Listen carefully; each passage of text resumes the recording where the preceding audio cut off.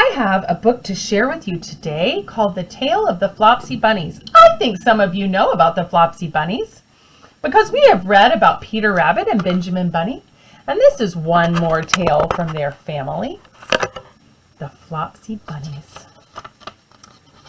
Let's learn about the Tale of the Flopsy Bunnies by Beatrix Potter. It is said that the effect of eating too much lettuce is soporific. I've never felt sleepy after eating lettuces, but then I'm not a rabbit. They certainly had a very soporific effect on the Flopsy Bunnies. When Benjamin Bunny grew up, he married his cousin Flopsy. They had a large family, and they were very improvident and cheerful. I do not remember the separate names of their children. They were simply called the Flopsy Bunnies. So we have Flopsy and Benjamin Bunny who had children. You can see them there. As there was not always quite enough to eat, Benjamin used to borrow cabbages from Flopsy's brother, Peter Rabbit, who kept a nursery garden. There they are. Sometimes Peter Rabbit had no cabbages to spare. Uh-oh. When this happened, the Flopsy Bunnies went across the field to a rubbish heap in the ditch outside Mr. McGregor's garden. Mr. McGregor's rubbish heap was a mixture. There were jam pots and paper bags and mountains of chopped grass from the mowing machine, which always tasted oily, and some rotten vegetable marrows and an old boot or two. One day, oh joy, there were a quantity of overgrown lettuces which had shot into flower. So the Flopsy Bunnies simply stuffed lettuces. By degrees, one after another, they were overcome with slumber, and they lay down in the mown grass. They had eaten so many lettuces. Benjamin was not so much overcome as his children. Before going to sleep, he was sufficiently wide awake to put a paper bag over his head to keep off the flies. The little Flopsy Bunnies slept delightfully in the warm sun. From the lawn beyond the garden came the distant clickety sound of the mowing machine. The blue bottles buzzed about the wall, and a little old mouse picked over the rubbish among the jam pots. I can tell you her name. She was called Thomasina Tittlemouse, a wood mouse with a long tail. There she is. Do you see the little wood mouse? She rustled across the paper bag and awakened Benjamin Bunny. The mouse apologized profusely and said that she knew Peter Rabbit.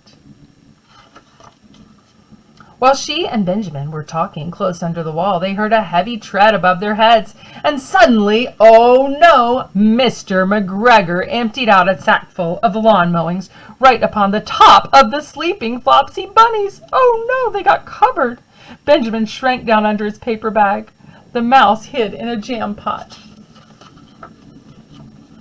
The little rabbits smiled sweetly in their sleep under the shower of grass. They did not awake because the lettuces had been so soporific. They were just sleeping, sleeping, sleeping. They dreamt that their mother Flopsy was tucking them in a hay bed. And Mr. McGregor looked down after emptying his sack. He saw some funny little brown tips of ears sticking up through the lawn mowings, and he stared at them for some time. Presently, a fly settled on one of them, and it moved.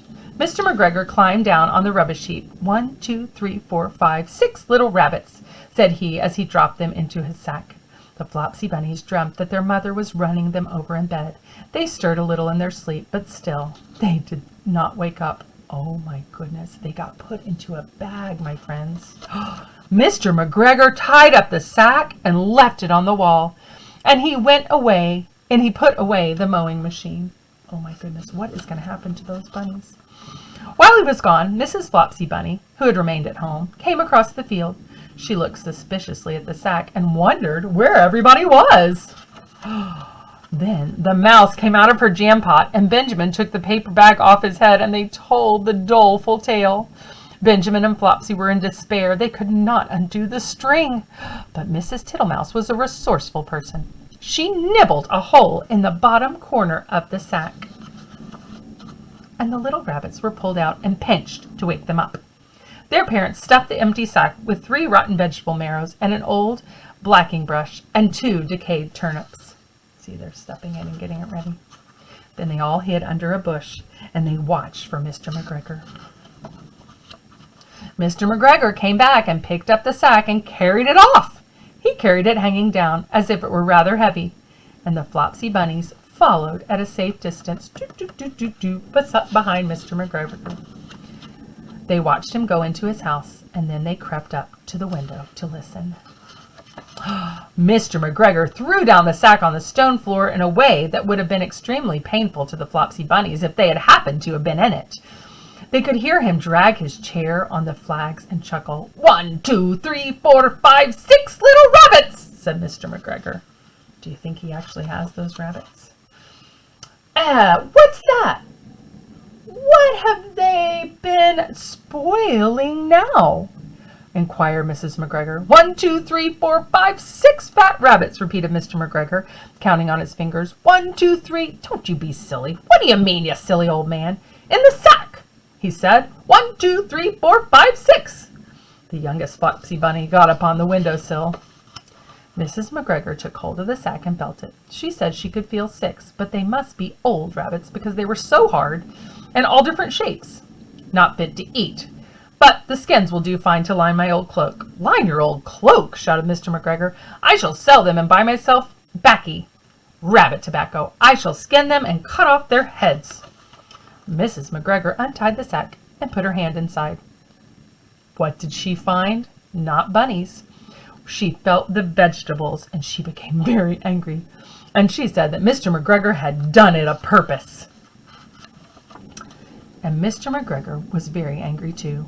One of the rotten marrows came flying through the kitchen window and hit the youngest Flopsy Bunny. It was rather hurt.